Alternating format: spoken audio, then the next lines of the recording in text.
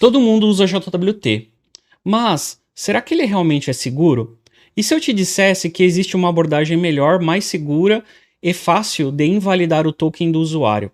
Hoje você vai conhecer o token rolante no Node.js, uma ideia que surge como alternativa ao uso do JWT. Bora lá? Bom, só para contextualizar aqui, como é que funciona essa estratégia aí do uso do JWT, né?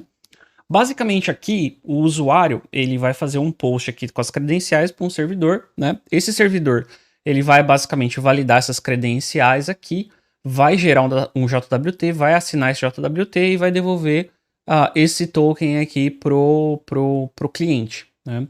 Porém, esse token, ele basicamente aqui ele é stateless, né? Então, esse token ele precisa ser armazenado no front para nas requisições subjacentes ele conseguir enviar esse token para o servidor e esse token no servidor conseguir identificar quem que é aquele usuário, né? Então, uma vez aqui, vamos imaginar que eu esteja lá me autenticando na Netflix. Então, eu coloquei meu usuário e senha ali no aplicativo, ele me retornou o JWT, e aí, posteriormente, aqui eu entrei na parte de recomendações de filmes, né? Então, com base nesse JWT que eu recebi, que ele foi armazenado aqui no meu cliente, ele vai enviar para o servidor e o servidor vai falar assim, beleza, então esse cara aqui é o Greg e o Greg está autenticado e aqui está a recomendação de filmes para o Greg, tá? Porém, como é que funciona aí a ideia do token rolante, tá?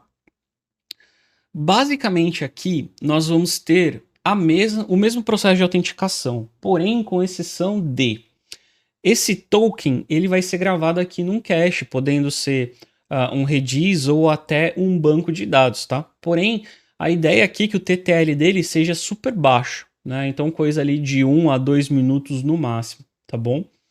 Então, basicamente aqui o cliente vai mandar aqui as credenciais, ele vai se autenticar, vai gerar um token, tá? E esse token pode ser qualquer coisa, pode ser Unique ID, pode ser uma string aleatória, desde que ele seja único, tá? E aí o servidor vai guardar vai armazenar, no caso aqui, esse token, né? Como eu falei aqui, num Redis, no banco de dados ou até mesmo em memória, tá? E vai devolver esse token para o cliente. O que o cliente vai fazer? Basicamente, na próxima request, ele vai enviar esse token. Então, vamos imaginar aqui que eu vou fazer a mesma request lá para poder pegar as recomendações dos filmes, tá? Então, basicamente, ele pegou o token aqui, enviou para o servidor. O servidor vai identificar, né, o usuário aqui desse token, no caso que vai bater nesse Redis ou nesse banco de dados aqui, e vai identificar. O que acontece aqui? Quando ele der positivo, ele basicamente vai devolver aqui e ele vai gerar um novo token, né? Então, esse token ele vai ser gerado um novo, vai ser salvo aqui novamente no banco de dados e o token anterior que foi usado aqui nessa request, ele automaticamente ele vai ser destruído, tá? E aí, junto com a resposta, além de você trazer as recomendações dos filmes, você também devolve o novo token pro cliente. E aí, com esse novo token, o cliente consegue fazer novas requisições. Então, a ideia é sempre você repetir esse ciclo, né? Então, você envia o token, ele vai fazer a validação do token, vai invalidar esse token, vai gerar um novo token, guarda esse token e devolve a resposta mais o token para o cliente. Qual que é a ideia aqui? A ideia é você, nesse caso aqui, ser stateful, então você tem um controle ali mais granular do token, e toda vez que se a gente tiver algum tipo de ataque, por exemplo, de man on the middle, basicamente a gente não consegue interceptar esse token, porque esse token ele só consegue ser utilizado uma única vez. Agora, chega de teoria e vamos olhar isso aqui na prática. Bom, eu criei um projeto Node.js aqui para explicar um pouco essa ideia, tá? O projeto ele tá bem simples, mas a ideia aqui é só para você entender aí o conceito. Então, basicamente aqui, eu tenho a criação de um servidor Express, né? Aqui eu tenho um método para poder gerar o meu token aqui, um método para poder salvar o meu token, e veja, basicamente aqui eu estou utilizando um hash map aqui para poder salvar meu token, justamente para facilitar aqui a ideia, né? Então não estou lidando com banco de dados, Redis, né? Mas aí você entendeu a ideia. A ideia é você ter algum tipo de armazenamento que você possa ter um TTL bem curto ali, tá? Mas para efeitos didáticos aqui, eu acabei colocando isso aqui em memória mesmo, tá? Então, basicamente, aqui eu vou salvar o token, tá? E aqui eu tenho um middleware que, basicamente, ele funciona como a minha autenticação, tá? Então, basicamente, ele vai pegar aqui o meu token, né? E vai bater lá no meu armazenamento, no caso, pode ser o Redis, banco de dados, aqui no meu caso, memória, tá?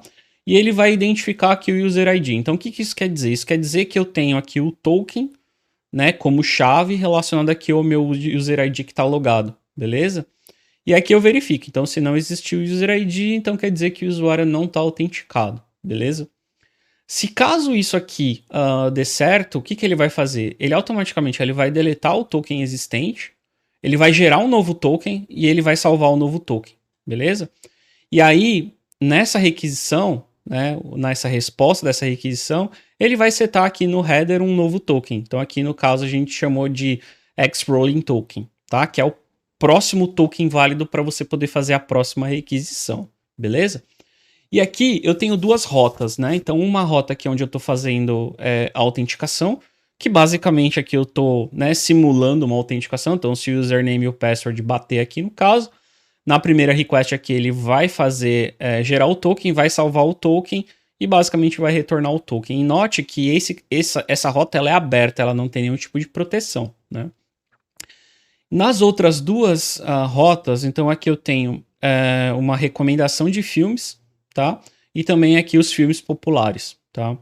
Então basicamente aqui eu tenho essa proteção do Auth Middleware aqui, que basicamente ele vai fazer aquela lógica que eu expliquei. Então ele vai recuperar o token, vai verificar se o token é válido, se for válido ele vai deletar, vai gerar um novo token, vai salvar e vai devolver esse token. Então se tudo isso der certo, ele basicamente vai retornar aqui os dados das recomendações dos filmes e vai retornar o novo token no header. A mesma coisa vale aqui para os filmes populares, né? E por fim aqui eu só estou subindo o servidor sem maiores segredos. Então eu tenho aqui uns exemplos de request, que a gente vai fazer aqui a primeira request aqui, que é o login, beleza?